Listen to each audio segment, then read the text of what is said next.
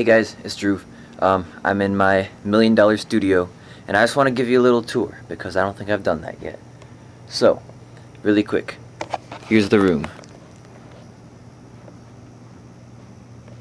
Whoa. Whoa. Right? So, let's start with the main thing, the computer. So, down here, this is my computer setup, and I just have a Mac Mini running. I'm gonna say a bunch of like jargon, so if you're following, great. If you're not, also great. I think this is interesting. But so Mac Mini, and then my interface is this like it's kind of new. As in it just came out. The Audient ID48, and I like that because I like the Audient preamps. I think they sound rich and warm, especially at that price that you get them at. And it's a nice like future-proof kind of thing. I can expand upon it. I mean, you can see down there, I like a power strip. And if you see, actually, turn this on. I have like utility light for when I need to plug things in. It's like a whole mixer. So like that. This is like I can just take this box wherever, and I have a screen. I have a keyboard. I can plug in a mouse. I can just work wherever pretty much. I can bring this to any space. It's like a mobile studio almost, a mobile $1,000,000 studio. And in the back you can see the plugs. I just have like some synthesizers plugged in. I have like a drum machine plugged in. Yeah, some outputs. I did like the HDMI up there. It's pretty cool. Look at this actually. You can see that it's the HDMI and all that stuff. Okay, so that's like the main thing. That's like the brain of this place. And that connects to that stage box right there. So this is what I use for my live show as well. And this setup is like kind of unconventional, maybe you'd say, or just a little interesting because, okay, look at this. It's all like connected via Ethernet, and that's like a, what is it called, a BNC cable, that one right there. And that's because this is like a preamp extender kind of thing. So I can get like recording level stuff, and I have knobs here to adjust. And then I have this is the output box, this is my in-ears, like in-ear wireless unit thing, if that makes any sense at all. Some outputs down here, so it's just a very useful like utility box. And again, like the reason I did it, it was just like a good option. Like I can have the main box here, and I can have the extender box here, and I just get like a lot of control.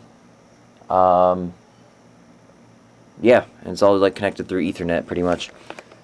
Someone might say like there's a better way to do that, just like run a XLR snake or whatever, but you know what? No. This is fine. This is good actually. It does what I need to do. So, what's next on the list? Well, you kind of saw it, but these are my speakers, right? Boom and boom. So on the bottom, they're like vintage JBL, what are they? 4311s on the bottom there. And then on the top, those are also vintage. Those are EV Interface 2. Yeah, so the story behind these is just that basically they just like landed in my lap. My neighbors were cleaning out their grandparents' house or something, and they're like, whoa, these speakers are nice. And they would sell for really expensive, but I know me, their neighbor, right? I would enjoy having these speakers around, and I could do something with them. So that's exactly what I did. I had to repair some of the stuff. Like I had to get a new tweeter for the JBL. So that's not like actually an actual JBL tweeter, but it's kind of like a retrofit. And then I had to redo the foams around the top speakers and get new foams. This like little foam, this is the tweeter. This little foam came from Australia. And yeah. So I kind of like have these JBLs as the main speaker. They sound so nice. So like precise and crisp. They're not like transparent by any means. They're very colored, but they're so nice. And then I like these ones because this tweeter, like I said, is a very nice tweeter. It's crisp without being harsh. So like combining the set of speakers just is insane. And then I also have like a little sub. It's just a cheap little sub down there. It's just a cheap little sub just to get some low end rumble. Maybe I'll upgrade that at some point, but yeah, I don't even like mixing these speakers that often. Sometimes I will because again, they are nice speakers, but they do have a certain color to them. So most of the time, anyways, I do it in these headphones. These are like fancy headphones, but what else is going on around here? I guess like the acoustic treatment, like this is pretty good. It's really nice. If I put this down for a second, I don't know how well this will show up, or in terms of like the audio quality. Whoops, I accidentally cut the recording. Okay, but if I, right here,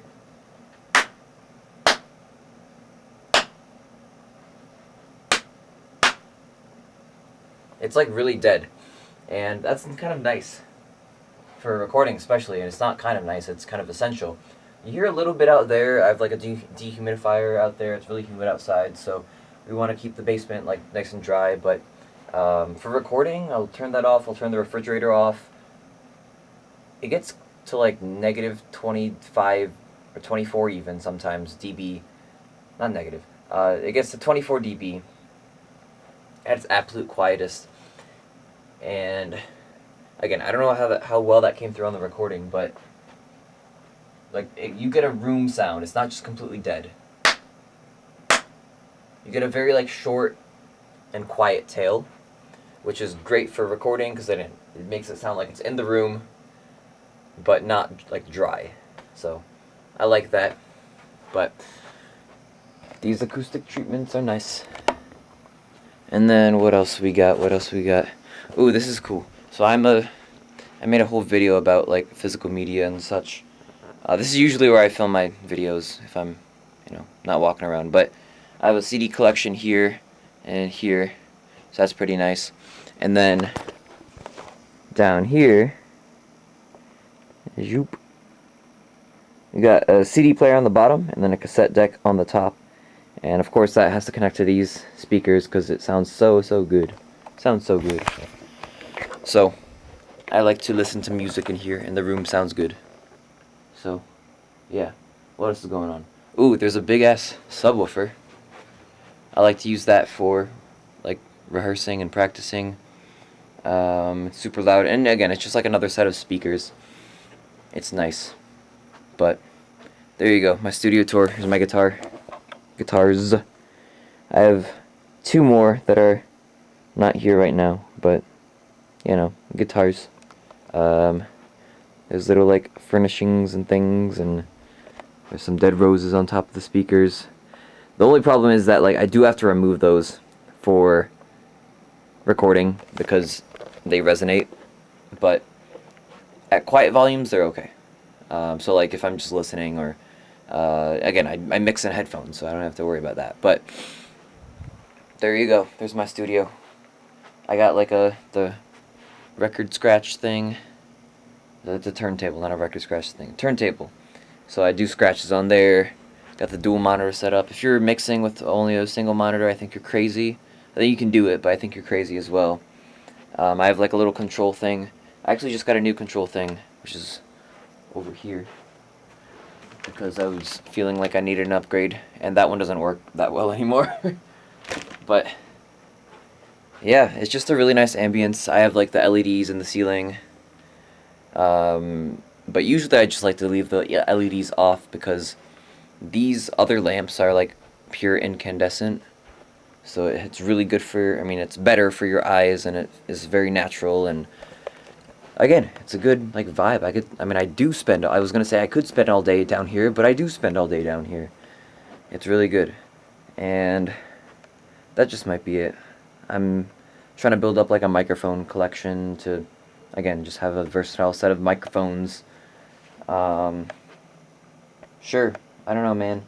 Let me know if there's anything you want to see or want to say something I could do better. I'm probably not going to take your advice because I'm very happy with this, but um, yeah, it's a good thing. I built this myself, pretty much. It's just my parents' basement, but cool. I hope that was an okay video. Oh, I missed the most important part. There's a chair. We have a chair in the studio. Okay, bye.